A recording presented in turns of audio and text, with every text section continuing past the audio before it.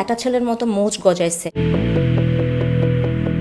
চিকিৎসক দম্পতি ডাক্তার সুষমা রেজা ও ডাক্তার সাইদুল আশরাফ কুশলের বিবাহ বিচ্ছেদের খবর প্রকাশের পর সামাজিক যোগাযোগ মাধ্যমে একটি প্রশ্ন ঘুরপাক খাচ্ছে।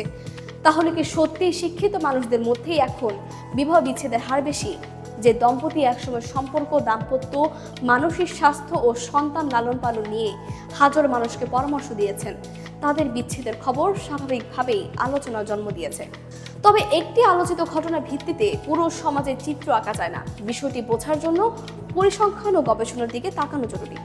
বাংলাদেশ পরিসংখ্যান ব্যুরোর বিবিএস তথ্য বলছে, দেশে বিবাহ বিচ্ছেদের প্রবণতা দীর্ঘমেয়াদে বেড়েছে। যদিও বছর ভেদে কিছু ওঠানামা রয়েছে, তবু আগের তুলনায় এখন বিচ্ছেদ অনেক বেশি দৃশ্যমান।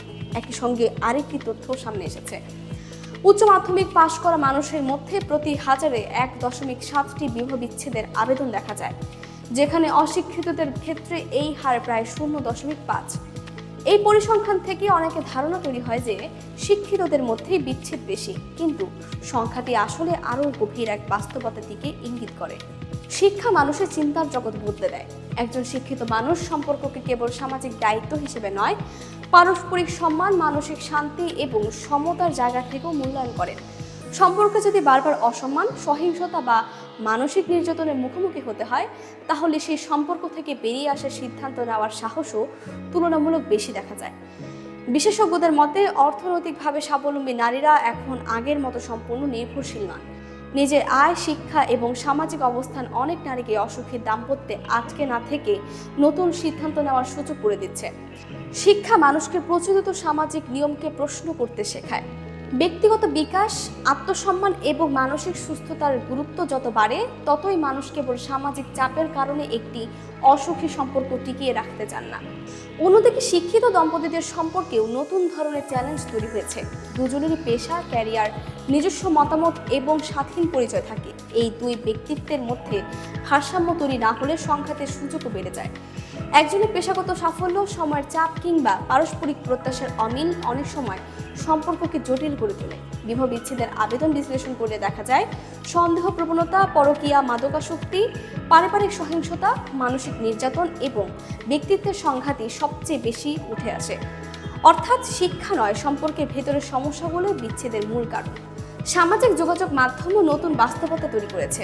অনলাইনে নতুন সম্পর্ক গড়ে ওঠা, অন্যের জীবনকে আদর্শ মনে করা কিংবা তুলনার প্রবণতা অনেক সময় দাম্পত্যে অসন্তোষ তৈরি করে। প্রযুক্তি নির্ভর ও শিক্ষিত মানুষেরা এই ধরনের প্রভাবের মুখে তুলনামূলক বেশি পড়েন। গবেষণা দেখা গেছে, নগর জীবন, নারীর ক্ষমতায়ন, ব্যক্তি স্বাতন্ত্র্য এবং বৈশ্বিক সংস্কৃতির প্রভাবও পারিবারিক সম্পর্কের ধরন বদলে দিচ্ছে।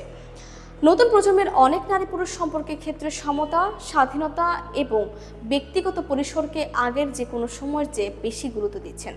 তবে বিচ্ছেদকে শুধু শিক্ষিত বা শহুরে মানুষের সমস্যা ভাবলে ভুল হবে। বিবিএস এর তথ্য বলছে, গ্রামাঞ্চলে বিবাহ বিচ্ছেদের হার উল্লেখযোগ্য, এমনকি কিছু ক্ষেত্রে শহরের চেয়েও বেশি।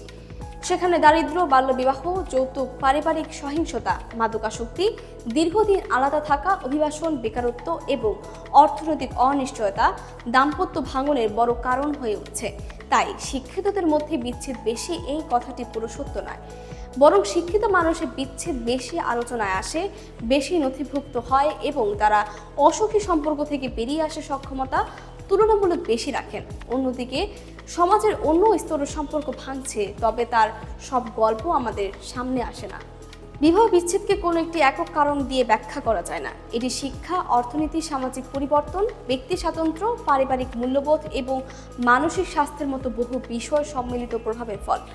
আজকের বাস্তবতা প্রশ্নটি আর কেবল কেন বিচ্ছেদ হচ্ছে নয়, বরং কিভাবে আরও সুস্থ, সম্মানজনক ও সমতার ভিত্তিতে সম্পর্ক গড়ে তোলা যায়, সেটাই হয়ে উঠেছে সবচেয়ে গুরুত্বপূর্ণ আলোচনা।